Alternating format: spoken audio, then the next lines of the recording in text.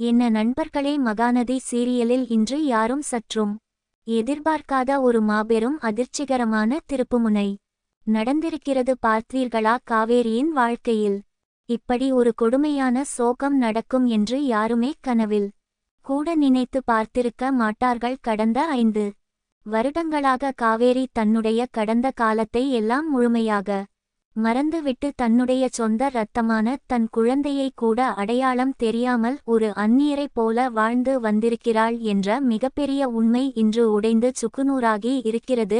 இந்த எபிசோட் ஆரம்பத்தில் இருந்து இறுதி வரை அடுக்கடுக்கான பல அதிர்ச்சிகளும் ஒவ்வொரு காட்சியிலும் கண் கலங்க வைக்கும் பல பாச போராட்டங்களும் நிறைந்திருந்தது. அப்படி என்னதான் நடந்தது இன்று மகாநதி சீரியலில் என்பதை நான் உங்களுக்கு இப்போது விலாவாரியாக உணர்வுபூர்வமாக சொல்கிறேன், கேளுங்கள்.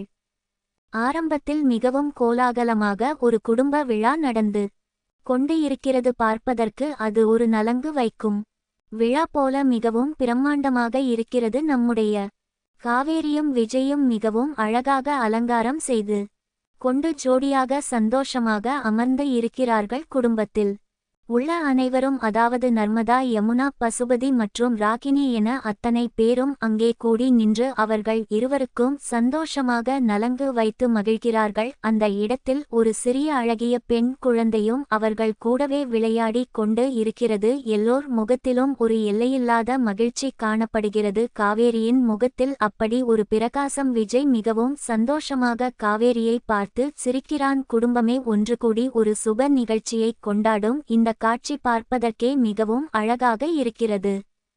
அதன் பிறகு காவேரி ஒரு அறைக்குள் சென்று கண்ணாடியின் முன்பு அமர்ந்து தன்னை அழகுபடுத்தி கொண்டு இருக்கிறாள். அப்போது அங்கே விளையாடி கொண்டிருந்த அந்த சிறுமி காவேரியை தேடி வருகிறாள். வந்தவள் மிகவும் தயக்கத்துடன் காவேரியிடம், சித்தி, வெளியே எல்லாரும் பேசிக்கொண்டு இருக்கிறார்கள் என்று சொல்கிறாள். உடனே காவேரி அந்த குழந்தையை பார்த்து, என்னம்மா ஆச்சு, ஏன் ஒரு மாதிரி இருக்க, என்ன விஷயம் என்று அன்பாக கேட்கிறாள். அதற்கு அந்த குழந்தை, சித்தி, நான் அம்மாவோட அம்மா போட்டோவை பார்த்தேன். அந்த போட்டோவில் அவங்க அம்மா உங்களை மாதிரி தான் அச்சு அசலாக இருக்காங்க என்று வெகுளித்தனமாக ஒரு மிகப்பெரிய உண்மையை மிகவும் யதார்த்தமாக உடைக்கிறாள். இதை கேட்டதும் காவேரிக்கு பெரும் அதிர்ச்சியாக இருக்கிறது. உடனே அந்த குழந்தை, ஐயையோ, நான் உள்ளிட்டேனா, இதை யார்கிட்டையும் சொல்ல கூடாதுன்னு அம்மா, பாட்டி, சித்தி எல்லாரும் திரும்ப திரும்ப சொல்லிட்டு இருந்தாங்க. எனக்கு தெரிஞ்சா என்னை ரொம்ப திட்டுவாங்க. தயவு செஞ்சு இதை யார்கிட்டையும் சொல்லிடாதீங்க, இப்போவே இதை மறந்துடுங்க என்று சொல்லிவிட்டு அந்த குழந்தை பயந்து போய் வேகமாக அந்த இடத்தை விட்டு ஓடுகிறது.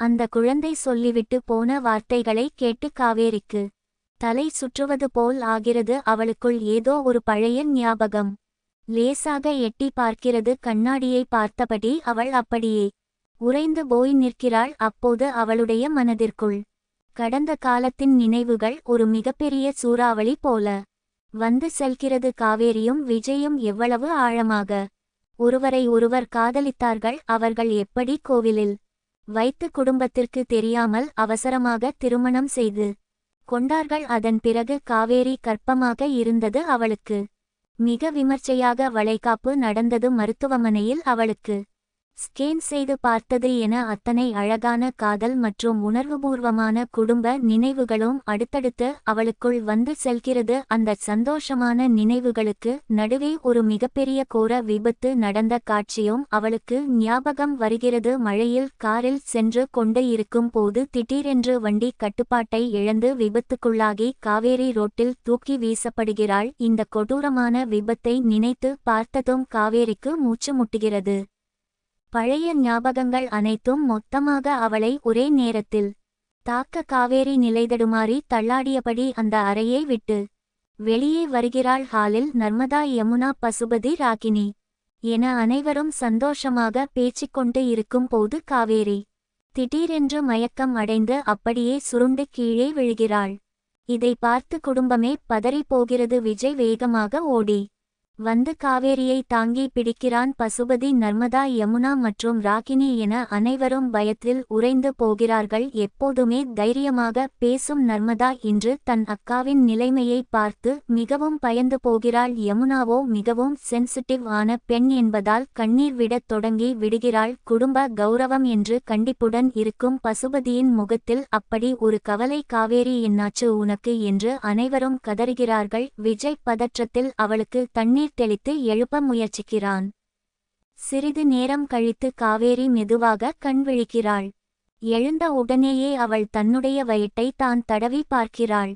அவளுக்கு அந்த விபத்து நடந்ததும் குழந்தை பிறந்ததும் தான் இப்போதும் ஞாபகத்தில் நிற்கிறது. ஏங்க நம்ம பாப்பா எங்கே என்று விஜயை பார்த்து அவள் பதற்றமாக கேட்கிறாள். இதை கேட்டதும் சுற்றியிருக்கும் பசுபதி, நர்மதா, யமுனா, ராகினி என எவராலும் அவளுக்கு பதில் சொல்ல முடியவில்லை.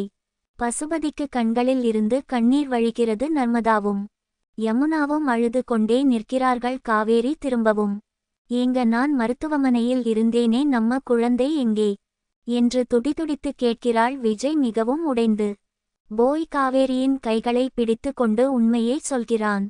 காவேரி, உனக்கு குழந்தை பிறந்து இப்போது 5 வருடம் ஆகிவிட்டது. அவளுக்கு இப்போது 5 வயது ஆகிறது என்று சொல்கிறான். காவேரிக்கு இது இடி விழுந்தது போல இருக்கிறது. 5 வருடமா நான் எதுவுமே ஞாபகம் இல்லாமல் இருந்தேனா? என் குழந்தையை கூட நான் பார்க்கவில்லையா? ஏன் இதையெல்லாம் என்கிட்ட சொல்லவே இல்லை என்று அழுது கொண்டே கேட்கிறாள். அதற்கு விஜய், நீ விபத்தில் சிக்கிய போது உனக்கு பழைய ஞாபகங்கள் அனைத்தும் மொத்தமாக மறந்து விட்டது. உனக்கு நாங்களாக எதையும் ஞாபகப்படுத்த கூடாது, அது உன் உயிருக்கே பெரிய ஆபத்தாக மாறும் என்று மருத்துவர்கள் கடுமையாக எச்சரித்து விட்டார்கள். அதனால் தான் காவேரி, உனக்கு தானாக எல்லாம் ஞாபகம் வரட்டும் என்று நாங்கள் அனைவரும் இத்தனை வருடங்களாக உண்மையை மறைத்து உனக்காக காத்துக்கொண்டு இருந்தோம் என்று விஜய் கண்ணீரோடு விவரிக்கிறான்.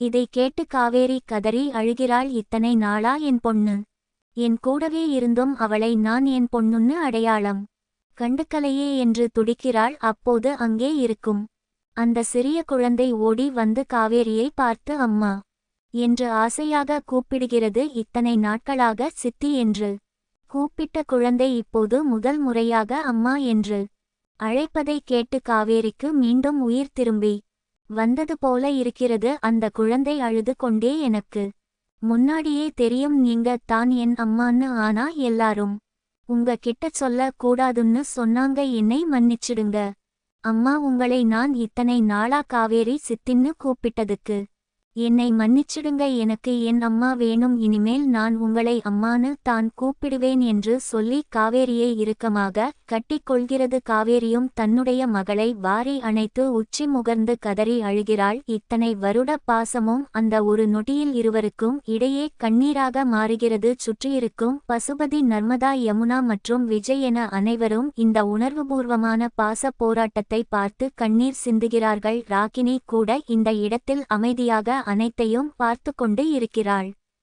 அதன் பிறகு காவேரி சற்று ஆஸ்வாசப்படுத்திக் கொண்டு விஜயிடம், ஏங்க அப்புறம் எதுக்கு இப்போ இந்த விழா, இந்த அலங்காரம் எல்லாம் என்று கேட்கிறாள். அதற்கு விஜய், உனக்கு தான் பழசு எல்லாம் மறந்து போச்சே, அதான் உன்னை விட்டுட்டு வேற ஒரு பொண்ணை கல்யாணம் பண்ணிக்கலாம்னு இருக்கேன் என்று இந்த சோகமான சூழ்நிலையிலும் அவளை சிரிக்க வைக்க விளையாட்டாகச் சொல்கிறான். காவேரி லேசாக கோபமாக பார்க்க விஜய் சிரித்துக்கொண்டே, உனக்கு தான் நம்ம பழைய கல்யாணம் ஞாபகம் இல்லையே காவேரி, அதான் எல்லார் ஆசீர்வாதத்தோட உன்னை மறுபடியும் கல்யாணம் பண்ணிக்கலாம்னு இந்த ஏற்பாடு செய்தேன் என்று தன் ஆழமான காதலை வெளிப்படுத்துகிறான். இந்த மாபெரும் சோகத்திற்கு பிறகு அந்த குடும்பத்தில் மீண்டும் ஒரு வெளிச்சமும் சந்தோஷமும் துளிர்விடுகிறது.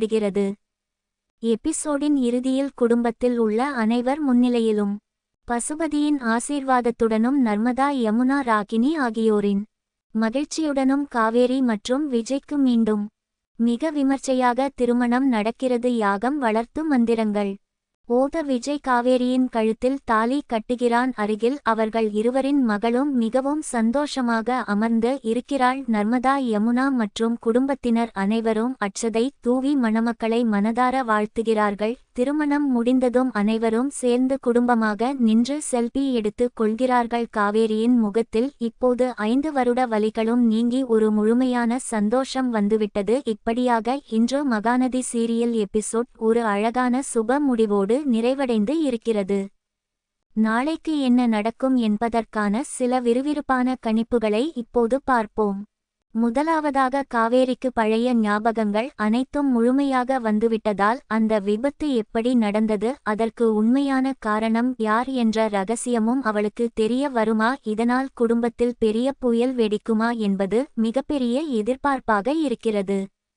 இரண்டாவதாக, இவ்வளவு நாள் காவேரியின் ஞாபக மறதியை வைத்து பல தந்திரமான சூழ்ச்சிகளை மறைமுகமாக செய்து வந்த ராகினிக்கு இப்போது காவேரி பழைய நிலைமைக்கு திரும்பியது மிகப்பெரிய பயத்தையும் எரிச்சலையும் கொடுக்கும். இனி ராகினியின் திட்டம் என்னவாக இருக்கும், ராகினியின் உண்மையான முகம் வெளிச்சத்துக்கு வருமா, பொறுத்திருந்து தான் பார்க்க வேண்டும். மூன்றாவதாக, பசுபதி இவ்வளவு நடந்தும் அமைதியாக இருக்கிறார். காவேரி முழுமையாக குணமடைந்த பிறகு குடும்பத்தின் மொத்த பொறுப்புகளையும் மீண்டும் தைரியமான காவேரியிடமே பசுபதி ஒப்படைப்பாரா? அப்படி நடந்தால் வீட்டில் மீண்டும் மிகப்பெரிய அதிகார மோதல்கள் வெடிக்க அதிக வாய்ப்பு இருக்கிறது. கண்டிப்பாக நாளைய எபிசோட் பல அதிரடி திருப்பங்களுடன் இருக்கும். தொடர்ந்து சீரியலை பார்த்து